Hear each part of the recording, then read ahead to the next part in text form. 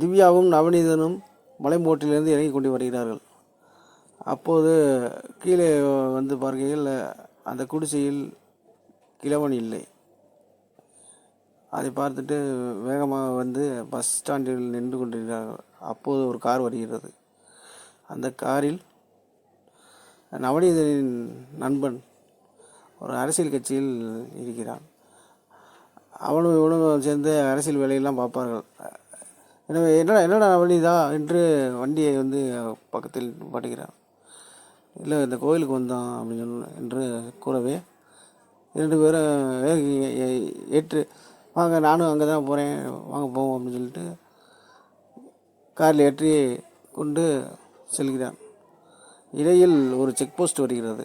அங்கு போலீஸார் வண்டியை நிப்பாட்டுகிறார்கள். யார் என்று விசாரிக்கும் போது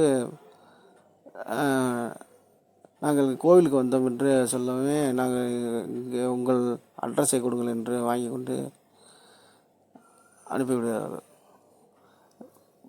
பிறகு இவர்கள் வீட்டுக்கு வந்து விடுகிறார்கள். மறுநாள் திவ்யா ஆஃபீஸுக்கு செல்லும்போது ஓனர் திவ்யாவை அழைக்கிறார்.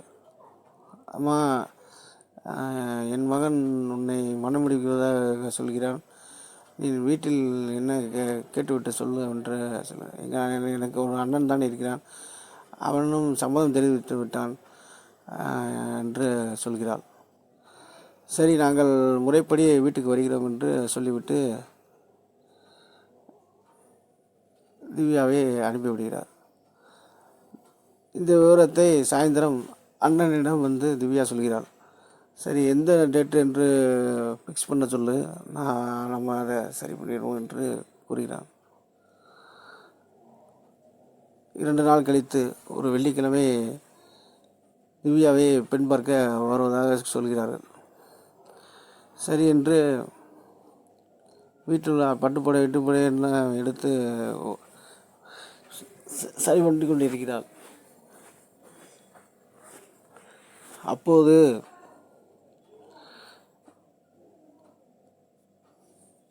தொடரும்.